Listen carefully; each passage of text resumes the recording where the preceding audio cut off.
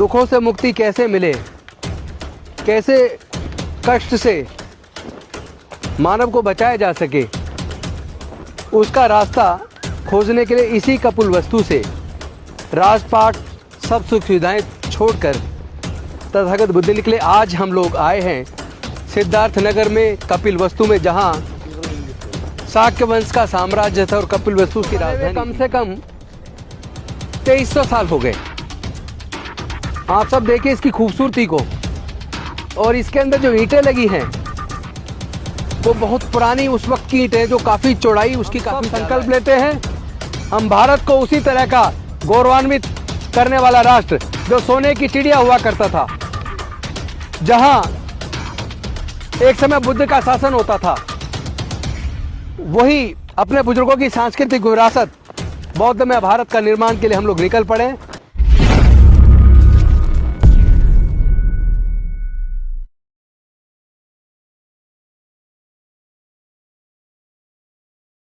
सभी को नमो बुद्धाय, जय भीम, जय भारत। आज आपको ले चलते हैं तथागत बुद्ध की नगरी कपिल वस्तु। आप अपने घर बैठे हुए कपिल वस्तु का दर्शन कर सकते हैं। ये वो कपिल वस्तु है, देखिए कितना खूबसूरत है, कितना मनोरंजक है और कितनी शांति है यहाँ। यही सर स्तूप है, ये यहाँ अस्थि कलश। इस जगह पर आकर वास्तव में मन को बड़ी शांति मिलती है।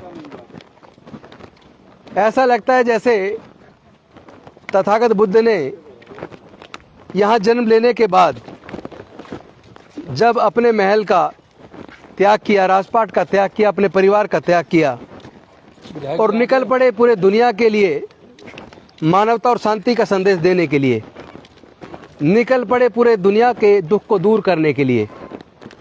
दुखों से मुक्ति कैसे मिले, कैसे कष्ट से मानव को बचाया जा सके, उसका रास्ता खोजने के लिए इसी कपिल वस्तु से राजपाट सब सुख सुविधाएं छोड़कर तथागत बुद्ध निकले। आज हम लोग आए हैं सिद्धार्थ नगर में कपिल वस्तु में, जहां शाक्य वंश का साम्राज्य था और कपिल वस्तु उसकी राजधानी थी।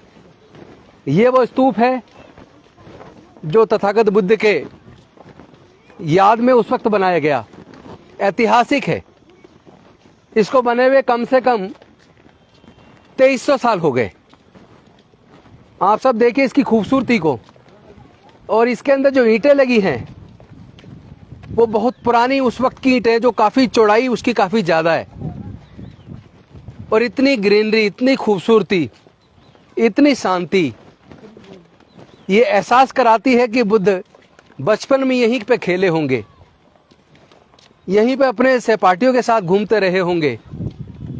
शायद उन्होंने भी कभी नहीं सोचा होगा कि एक दिन वो बड़े होकर यहाँ से निकलेंगे और पूरे दुनिया को मानवता और शांति का पाठ पढ़ाएंगे, पूरे दुनिया को समता, स्वतंत्रता, बंधुता, न्याय, प्रज्ञाशील, करुणा और मैत्री का मार्ग दिखाने वाले तथागत बुद्ध की ये राजधानी, शाक्य वंश की ये राजधानी कपिल वस्तु, देखिए इसकी खूबसूरती।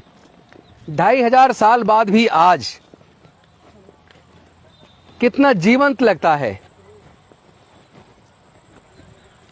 ये खूबसूरती आपको वैसे तो आप यहाँ आने के बाद ही देखने को इसका एक्चुअल एहसास होगा। हमें स्वयं मन को बड़ी शांति महसूस हो रही है और यहाँ आकर मन भाव विभोर हो रहा है। ऐसा लगता है जैसे कि हमें आज संकल्प लेना चाहिए अपने इन तमाम साथियों के साथ।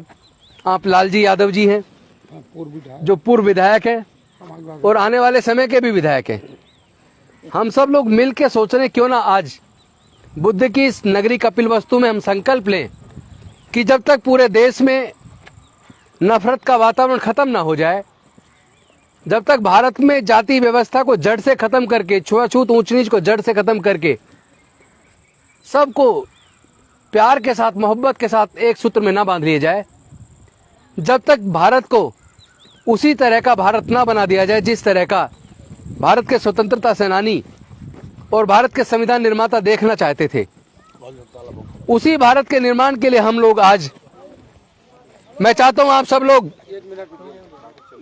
यहाँ ये संकल्प लीजिए सर मैं आप सब लोग यहाँ आज संकल्प लीजिए कि हम कपिल वस्तु की इस भूमि से आज संकल्प लेते हैं, तथागत बुद्ध के उस साम्राज्य की राजधानी कपिल वस्तु से हम लोग ये संकल्प लेते हैं कि पूरे भारत ही नहीं पूरे दुनिया में शांति और मानवता का राज कायम होगा।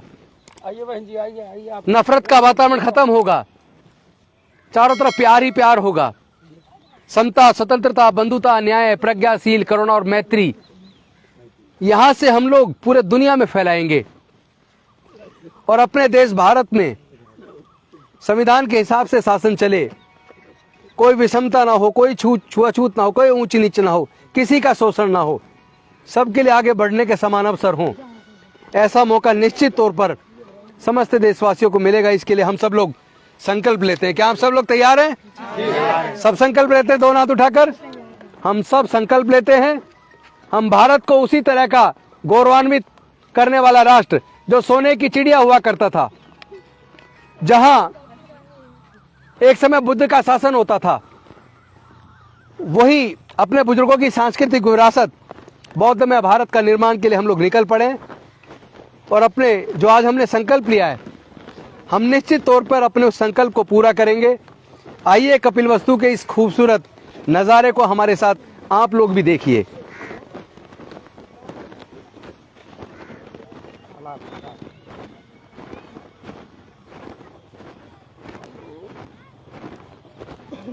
अब आपको ये तालाब दिखाएंगे जिसके अंदर आपको कमल का फूल नजर आएगा। जब तथागत बुद्ध का जन्म हुआ लुम्बिनी में, अभी भी हम लुम्बिनी होकर आए हैं, और वहां आप देखेंगे कि महामाया जी के हाथ में भी कमल का फूल था। ये कमल का फूल हमें याद दिलाता है, इसकी खूबसूरती देखिए आप, कि आज भी ये झील जीवंत महसूस होती है और यहाँ बैठकर ऐसे लगता है जैसे हम लोग साधना में बैठ जाएं, मन को एकाग्रचित करें, विपස්සना करें। इतना शांत वातावरण, मुझे बेहद खुशी हो रही है कि ये भारत के अंदर है, ये हमारे अपने देश के अंदर है।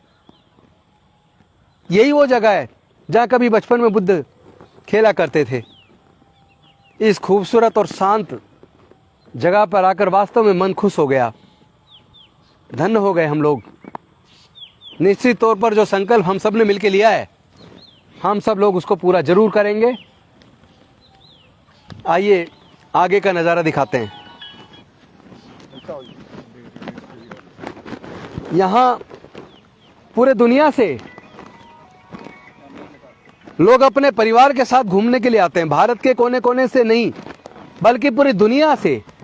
यहाँ जापान से लोग आते हैं, ताइवान से लोग आते हैं, अमेरिका से लोग आते हैं, इंग्लैंड से लोग आते हैं, श्रीलंका से लोग आते हैं, थाईलैंड से लोग आते हैं, कोरिया से लोग आते हैं। इतना खूबसूरत नज़ारा, एकदम नेपाल के बॉर्डर पे। ये रहा नेपाल, यहाँ लुम्बिनी नज़दीक ही है, जहाँ पर तथागत बुद्ध का जन्म हुआ, वहाँ भी अभी होकर आए। इस खूबसूरती और इस शांति को देखकर मन मोह हो जाता है। देखिए इसकी खूबसूरती, और यहाँ जो शांति है वो गजब की शांति है। मैं समझता हूँ कोई कितना ही दुष्कर्म करने वाला व्यक्ति क्यों ना हो, अगर वो यहाँ कपिल वस्तु आ जाए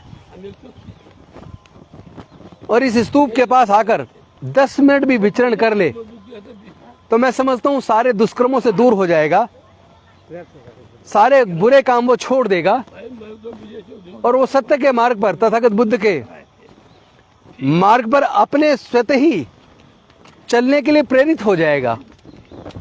वो अपना आप अपनी बुराइयों को छोड़कर मानवता के रास्ते पर, इंसानियत के रास्ते पर, सबके कल्याण की भावना अपने आप ही उसके हृदय में जागरूक हो जाएगी।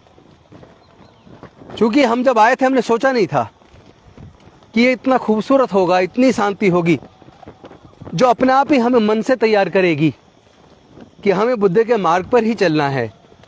इसी में सबका कल्याण है, इसी में सबकी अच्छाई है, इसी में सबके लिए प्रेम है।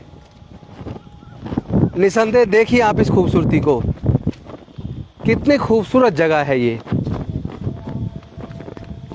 इसकी खूबसूरती का कोई जवाब नहीं। और ये हमारे लिए गर्व की बात है कि ये भारत में है और पूरे दुनिया से लोग बुद्ध की इस धरती को नमन करने के लिए आते हैं। हमें भी यहाँ आकर बहुत अच्छा महसूस हो रहा है, दिल में एक अलग ही तरह की आनंद की अनुभूति हो रही है। शायद करोड़ों रुपए खर्च करके भी इस तरह की आनंद की अनुभूति ना हो, जो आनंद की अनुभूति हमें यहाँ कपिलवस्तु में इस स्तूप के पास आने के बाद प्राप्त हुई है। मैं आप सबका आह्वान करता हूँ, आप लोग भी आइए कपिलवस्तु, एक बार जरूर आइए अपने परिवार के साथ।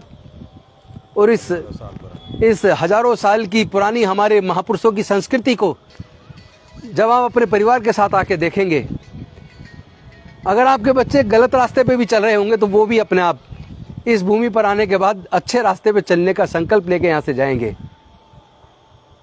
चलिए हम लोग अब यहाँ से चलते हैं, चूँकि हमारी ट्रेन है, हमें वापस दिल्ली जाना है।